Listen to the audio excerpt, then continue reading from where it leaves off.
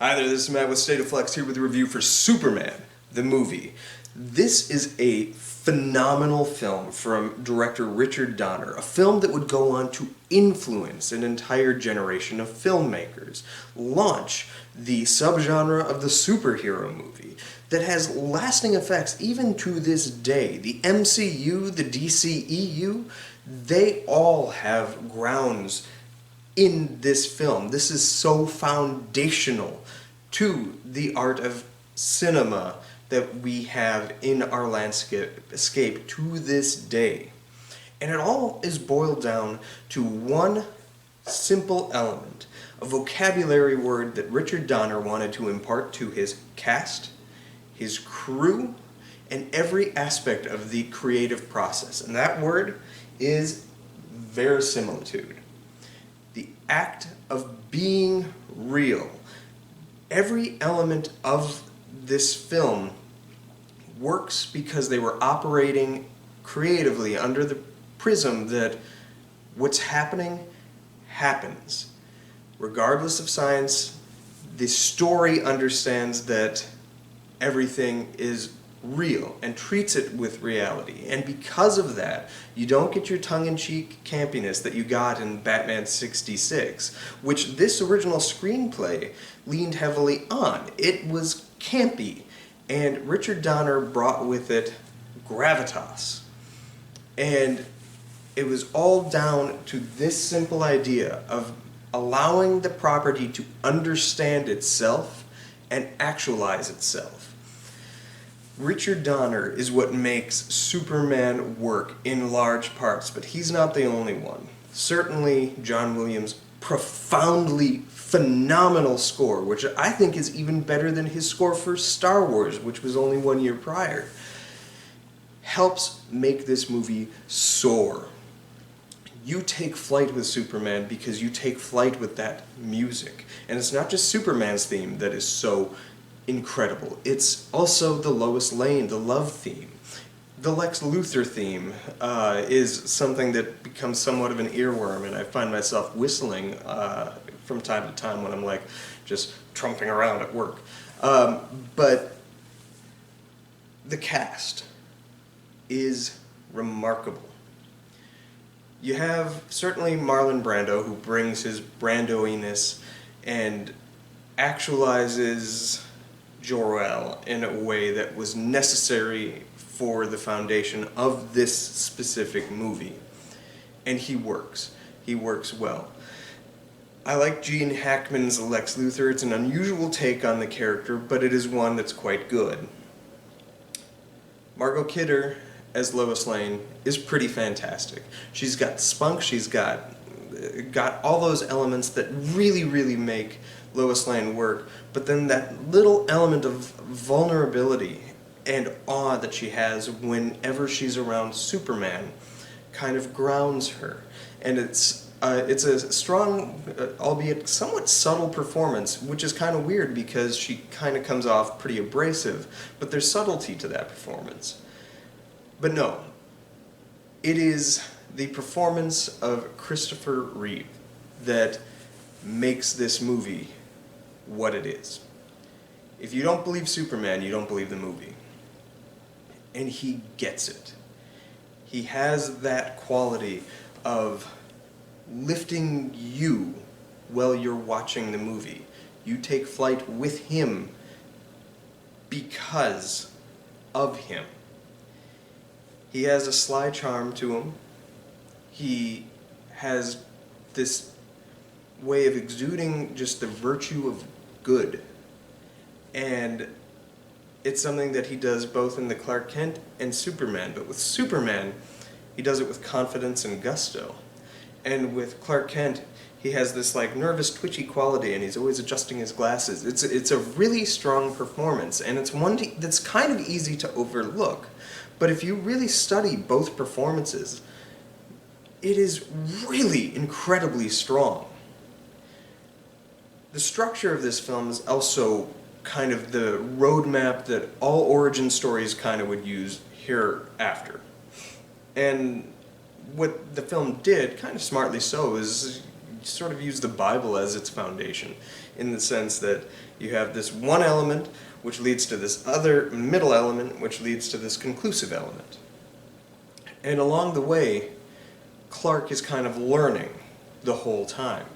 He doesn't kind of stagnate, as you will see with some other popular, albeit lesser, origin stories that permeated the superhero subgenre that over the past several decades.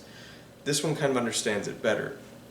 In order to understand Clark and where he's coming from, you have to examine where he came from. And so we have a few, not many, but a few very strong scenes on Krypton. And that's where you have Brando and Terrence Stamp chewing the scenery against each other in a scene that could be on paper flat, but this is where the visual element of the story comes in. What's weird about Krypton is it doesn't have an organic, lifelike quality, yet there's always some movement going on with the camera and the world around them.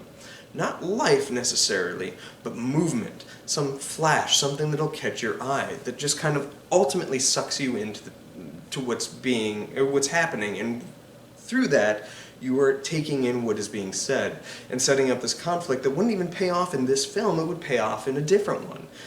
But you get where Brando's coming from, Jor-El, and you understand that Zod is this militant monster.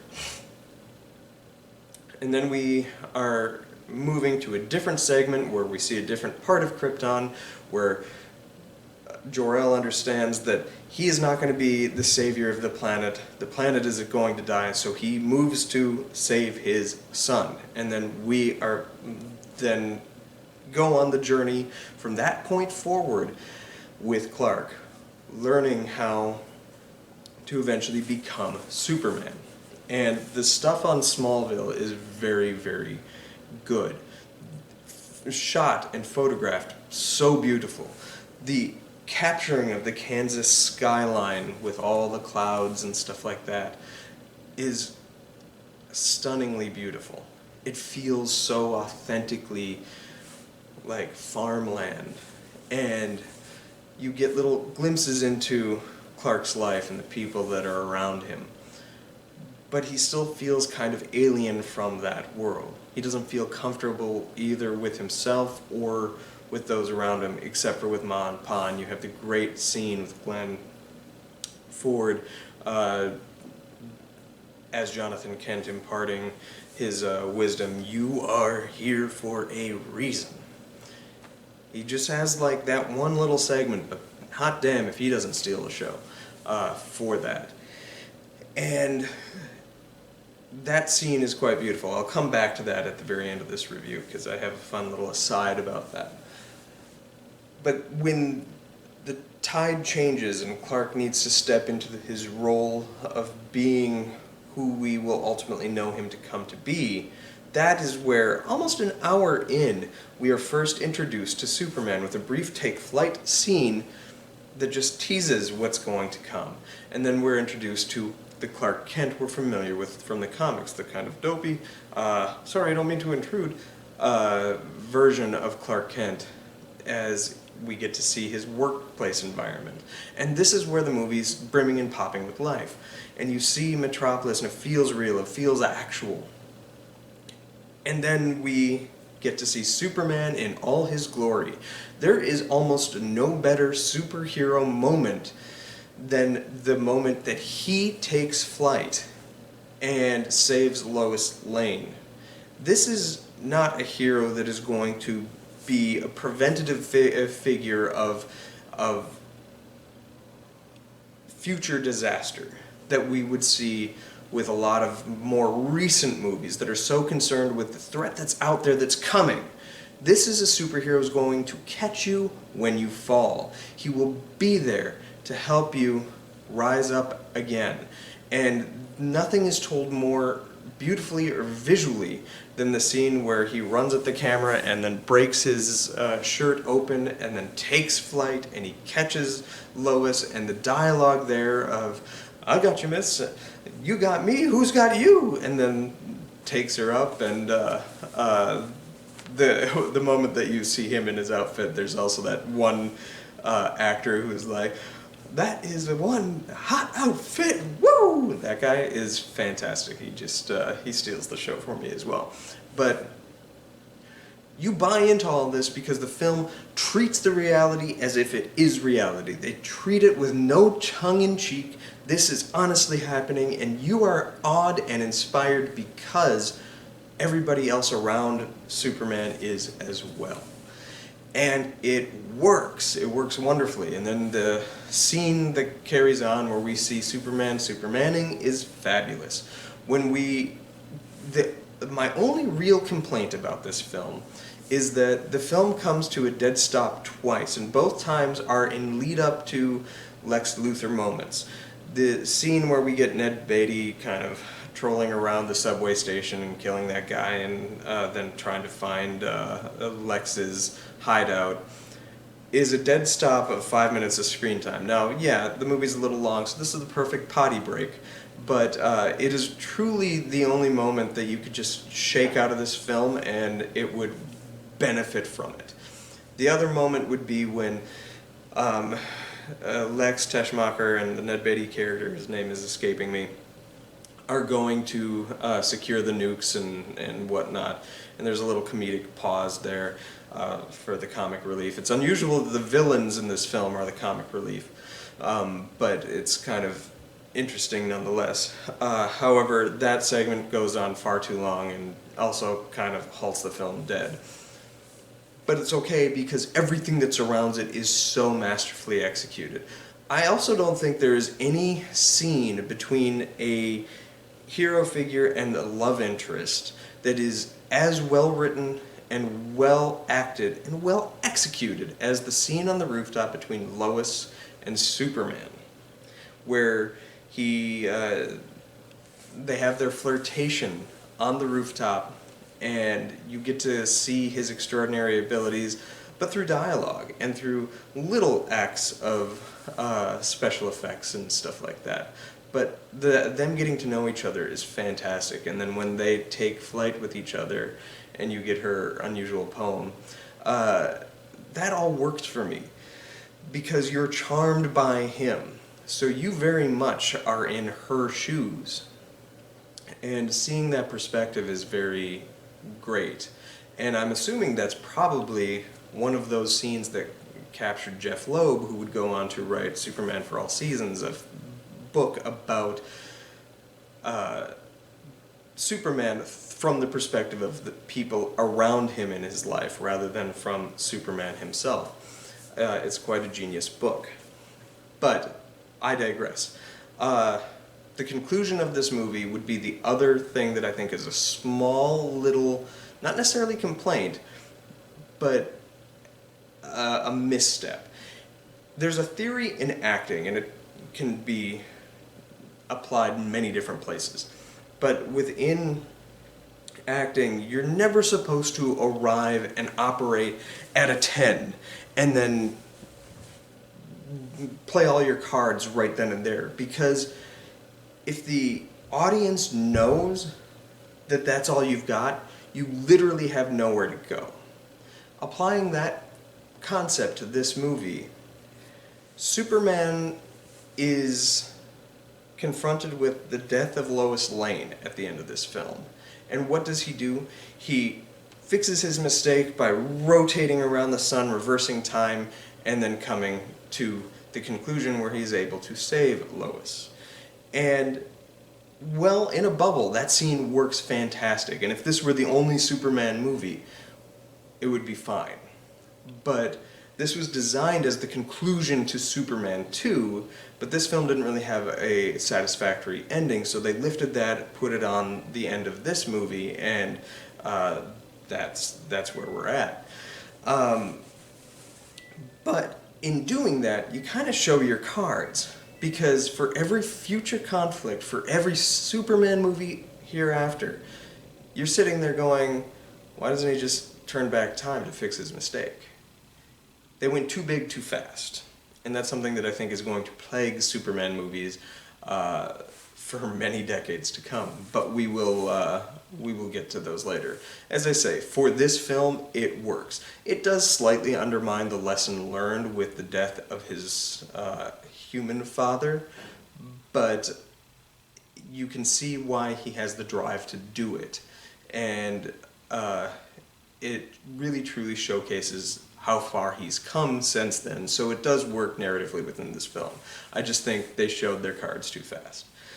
That said, I think this is damn near a perfect movie, an easy 4-star movie, and a movie that is so inspirational. If you like films like Man of Steel, you need only look to this film and Superman 2 as why that movie exists. If you like the Spider-Man movies, the Sam Raimi Spider-Man movies, Spider-Man 1 is very reminiscent of this, right down to the visual language of the film. There's even a scene where they both do the running at the camera showing the chest thing. The structure of those two movies are very similar, just as the structure of Superman 2 is very reminiscent of Spider-Man 2, and the structure, for better or worse, of Spider-Man 3 is very reminiscent of Superman 3.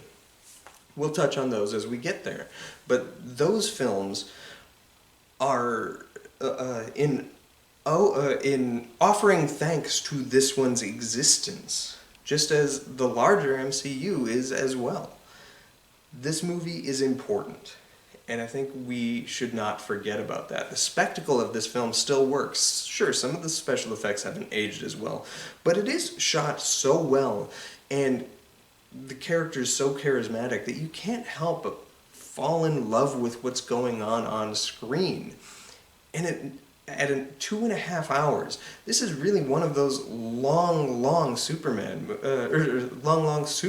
movies. This has the same length as the recently released Guardians of the Galaxy Volume 3, which is another film I quite liked.